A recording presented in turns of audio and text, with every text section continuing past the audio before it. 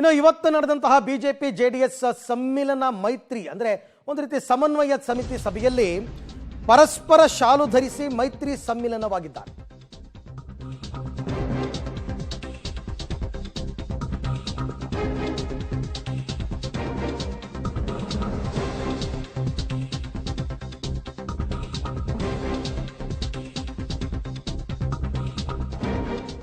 JDS BJP ಪರಸ್ಪರ ಶಾಲು ಧರಿಸಿ ಮೈತ್ರಿ ಸಮ್ಮಿಲನಕ್ಕೆ ಒಂದು ನಾಂದಿಯನ್ನು ಹಾಡಿದ್ದಾರೆ.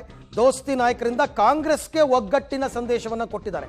ಅಂದ್ರೆ ಲೇವಡಿ ಮಾಡ್ತಾ ಇದ್ರಲ್ಲ, ನೀವಿಬ್ರು ಯಾವತ್ತೂ ಒಂದಾಗಲ್ಲ ಅಂತ ನೋಡಿ ನಾವು ಒಂದಾಗಿದ್ದೀವಿ ಅಂತ ಬಿಜೆಪಿಯ ಕೇಸರಿ ಶಾಲು ಮತ್ತು ಜೆಡಿಎಸ್ನ ಹಸಿರು ಶಾಲು ಎರಡನ್ನೂ ಹೊದ್ದು ಆ ಒಗ್ಗಟ್ಟಿನ ಸಂದೇಶವನ್ನು ಇವತ್ತು ಉಭಯ ನಾಯಕರು ಕೂಡ ಬಿಜೆಪಿಯಿಂದ ಮತ್ತೆ ಜೆಡಿಎಸ್ನಿಂದ ಆ ಸಂದೇಶವನ್ನು ಕಳಿಸ್ಕೊಟ್ಟಿದ್ದಾರೆ. ಮೋದಿ ನಾಯಕತ್ವಕ್ಕೆ ಜೀವ ತುಂಬಬೇಕಿದೆ ಅಂತ ಕುಮಾರಸ್ವಾಮಿ ಹೇಳಿದ್ದಾರೆ. ಬಿಜೆಪಿ ಜೆಡಿಎಸ್ ಒಂದೇ ತಾಯಿಯ ಮಕ್ಕಳು ಅಂತ ಯಡಿಯೂರಪ್ಪನವರು ಹೇಳಿದ್ದಾರೆ. ನಿನ್ನೆಯಿಂದ ನಾಮಪತ್ರಗಳ ಸಲ್ಲಿಕೆಯನ್ನು ಮಾಡತಕ್ಕಂಥ ಮೊದಲನೇ 14 ಲೋಕಸಭಾ ಕ್ಷೇತ್ರದ ಪ್ರಕ್ರಿಯೆಗಳು ಲೋಕಸಭೆಗೆ ಪ್ರಾರಂಭ ಆಗಿದೆ. ಇವತ್ತಿನ ಈ ಒಂದು ಸಭೆಯ ಮುಖಾಂತರ ಇಡೀ ರಾಜ್ಯದ 28 ಲೋಕಸಭಾ ಕ್ಷೇತ್ರಗಳಲ್ಲಿ ಭಾರತೀಯ ಜನತಾ ಪಕ್ಷ ಮತ್ತು ಜೆಡಿಎಸ್ನ ಎಲ್ಲ ನನ್ನ ಆತ್ಮೀಯ ಸ್ನೇಹಿತರು, ನಮಗೆ ಬಿಜೆಪಿಯಲ್ಲಿರ್ತಕ್ಕಂಥ ನಾಯಕರುಗಳು ಸ್ನೇಹಿತರೇನಿದ್ದೀರಿ, ನಾನು ಹಲವಾರು ರೀತಿಯಲ್ಲಿ 2008-09ರಿಂದ ಸಂಘರ್ಷ ಸ್ವಲ್ಪ ನಾವು ಮಾಡಬೇಕಂತ ಅನಿವಾರ್ಯತೆ ನಮಗೆ ಬಂದಾಗ ಆಗಲೂ ನನ್ನನ್ನು ಪ್ರೀತಿಯಿಂದಲೇ ಕಂಡಿರ್ತಕ್ಕಂಥವ್ರು ಇಲ್ಲಿರ್ತಕ್ಕಂಥ 100ಕ್ಕೆ 90 ಭಾಗ ನನ್ನ ಬಿಜೆಪಿಯ ಸ್ನೇಹಿತರುಗಳು ಅಂತಕ್ಕಂಥ. ಇವತ್ತು ದೇವೇಗೌಡರು ಈ ವಯಸ್ಸಿನಲ್ಲಿ ಇಲ್ಲಿ ಬಂದು ಕುಂತಿದ್ದಾರೆ, ರಾಜ್ಯದಲ್ಲಿ ಪ್ರವಾಸ ಮಾಡ್ತೀನಿ ಅಂತ ಹೇಳ್ತಾರೆ.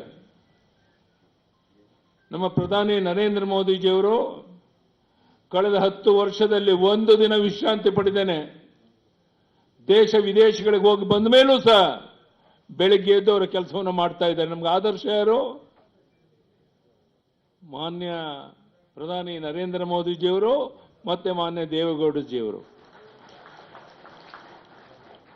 ನಾನು ನಿಮ್ಮನ್ನು ಕೇಳ್ತೇನೆ, ಬರುವಂತ ದಿವಸಗಳಲ್ಲಿ ಇನ್ನೇನೂ ಬೇಡ, ನಿಮ್ಮ ಸಮಯವನ್ನು ಕೊಟ್ಟು ನಿಮ್ಮ ಕ್ಷೇತ್ರದಲ್ಲಿ ಯಾರೇ ಬಿಜೆಪಿ ಜೆಡಿಎಸ್ ಅಭ್ಯರ್ಥಿ ಇರಲಿ.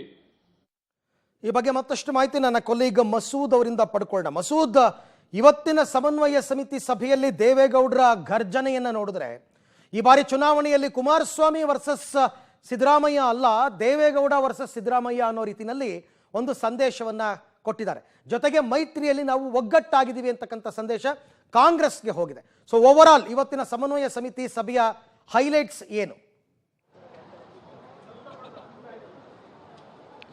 ಅರವಿಂದ್, ಇವತ್ತು ಸಮ್ಮಿಲನ ಸಭೆ ಮಾಡುವ ಮೂಲಕ, ಸಮನ್ವಯ ಸಭೆ ಮಾಡುವ ಮೂಲಕ ಬಿಜೆಪಿ ಮತ್ತು ಜೆಡಿಎಸ್ ರಾಜ್ಯ ವರಿಷ್ಠ ನಾಯಕರು ಒಂದು ರೀತಿಯಲ್ಲಿ ಕಾಂಗ್ರೆಸ್ಗೆ ರಣವೀಳ್ಯವನ್ನು ಕೊಟ್ಟಿರುವಂಥದ್ದು. ಇಲ್ಲಿಂದಲೇ ಈ ಸಮ್ಮಿಲನ ಸಭೆಯಿಂದಲೇ ಒಂದು ರೀತಿಯಲ್ಲಿ ತೊಡೆ ತಟ್ಟಿರುವಂಥದ್ದು.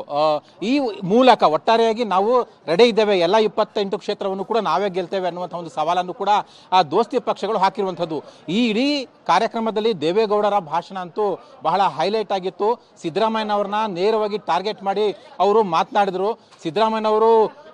ಸಿದ್ದರಾಮಯ್ಯನವರ ಗರ್ವಭಂಗ ಆಗಬೇಕು ಅಂದರೆ ಮೈಸೂರು ಚಾಮರಾಜನಗರದಲ್ಲಿ ಸೋಲಿಸಲೇಬೇಕು ಅನ್ನುವಂಥ ಕರೆಯನ್ನು ಇಲ್ಲಿ ಕಾರ್ಯಕ್ರಮದಲ್ಲಿ ಪಾಲ್ಗೊಂಡಿದ್ದ ನಾಯಕರಿಗೂ ಕೂಡ ಕರೆ ಕೊಟ್ಟರು. ಹಾಗೆ ಕಾರ್ಯಕರ್ತರಿಗೂ ಕೂಡ ಒಂದು ಮಹತ್ವದ ಕರೆಯನ್ನು ದೇವೇಗೌಡರು ಕೊಟ್ಟಿದ್ದಾರೆ. ಅವರಿಗೆ ಅಧಿಕಾರದ ಮದ ಏರಿದೆ, ಜೆಡಿಎಸ್ ಎಲ್ಲಿದೆ ಅಂತ ಅವ್ರು ಕೇಳ್ತಾರೆ.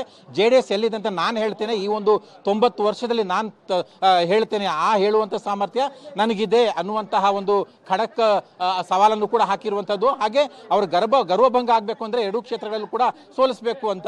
ಇನ್ನೊಂದು, ತುಮಕೂರಿನಲ್ಲಿ ತಮ್ಮನ್ನು ಸೋಲಿಸಿದಂತಹ ಹಳೆ ನೆನಪನ್ನು ಕೂಡ ಸ್ಮರಿಸಿಕೊಂಡ್ರು. ನನ್ನನ್ನು ನಿಲ್ಲಿಸಿ ನನಗೆ ಸೋಲಿಸಿದ್ರು ಕಾಂಗ್ರೆಸ್ನವರು ಅನ್ನುವಂಥದ್ದು ಕೂಡ ಒಂದು ರೀತಿಯಲ್ಲಿ ಕಾರ್ಯಕರ್ತರಿಗೆ ನೆನಪು ಮಾಡಿಕೊಡುವಂಥ ಕೆಲಸವನ್ನು ಕೂಡ ದೇವೇಗೌಡರು ಮಾಡಿದ್ರು.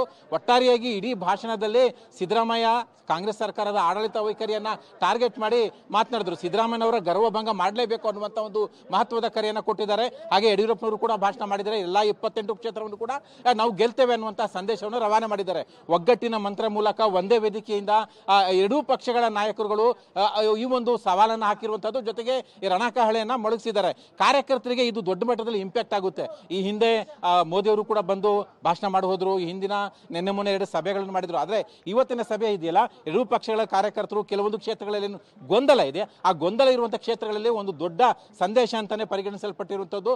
ಕಾರ್ಯಕರ್ತರು ತಳಮಟ್ಟದಲ್ಲಿ ಒಂದಾಗಿ, ಲೋಕಲ್ ನಾಯಕರು ತಳಮಟ್ಟದಲ್ಲಿ ಒಂದಾಗಿ ಕಾಂಗ್ರೆಸ್ ವಿರುದ್ಧ ಹೋರಾಡಬೇಕು, ಎಲ್ಲ 22 ಕ್ಷೇತ್ರ ಗೆಲ್ಲಬೇಕು ಅನ್ನುವಂಥ ಒಂದು ಕರೆಯನ್ನ ಕೊಟ್ಟಿದ್ದಾರೆ. ಹಾಗಾಗಿ ಒಂದು ದೊಡ್ಡ ಇಂಪ್ಯಾಕ್ಟ್ ನ ನಿರೀಕ್ಷೆ ಬಿಜೆಪಿ ಜೆಡಿಎಸ್ ನಾಯಕರಿಗಿದೆ. ಹಾಗಾಗಿ ಎಲ್ಲ 22 ಕ್ಷೇತ್ರಗಳಲ್ಲೂ ಕೂಡ ಒಂದು ಗೆಲ್ಲುವಂತ ನಿರೀಕ್ಷೆಯಲ್ಲಿದ್ದಾರೆ. ಜೊತೆಗೆ ಇದು ಆರಂಭ. ಇನ್ನು ಮುಂದಿನ ದಿನಗಳಲ್ಲಿ ಬರುವಂತ ಸಮಾವೇಶಗಳು, ರ್ಯಾಲಿಗಳು, ರೋಡ್ ಶೋಗಳು, ಅಲ್ಲೂ ಕೂಡ ಒಂದೇ ವೇದಿಕೆಯಲ್ಲಿ ಉಭಯ ಪಕ್ಷಗಳ ನಾಯಕರು ಪಾಲ್ಗೊಳ್ಳಬೇಕು ಅನ್ನುವಂತ ಒಂದು ತೀರ್ಮಾನಕ್ಕೆ ಬಂದಿದ್ದಾರೆ. ಇಲ್ಲಿ ಕೆಲವೊಂದು ಏನು ಕ್ಷೇತ್ರಗಳಲ್ಲಿ ಗೊಂದಲ ಇತ್ತು, ಆ ಗೊಂದಲ ಸರಿ ಮಾಡುವಂತ ಒಂದು ಪ್ರಯತ್ನಕ್ಕಾಗಿ ಇವತ್ತಿನ ಸಭೆ ಪ್ರಮುಖವಾಗಿ ಅನ್ವಯ ಆಗುತ್ತೆ. Arvind. Okay Basu, thank you. ತಮ್ಮ ಎಲ್ಲ ಮಾಹಿತಿಗಾಗಿ ಧನ್ಯವಾದ.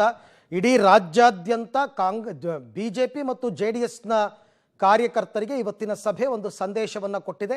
ತಳಮಟ್ಟದಲ್ಲಿ ಎಲ್ಲ ಪಕ್ಷದ ಕಾರ್ಯಕರ್ತರು ಒಂದಾಗಬೇಕು, ಹಾಗಿದ್ರೆ ಮಾತ್ರ ಕಾಂಗ್ರೆಸ್ ಅನ್ನು ಎದುರಿಸೋದಕ್ಕೆ ಸಾಧ್ಯ.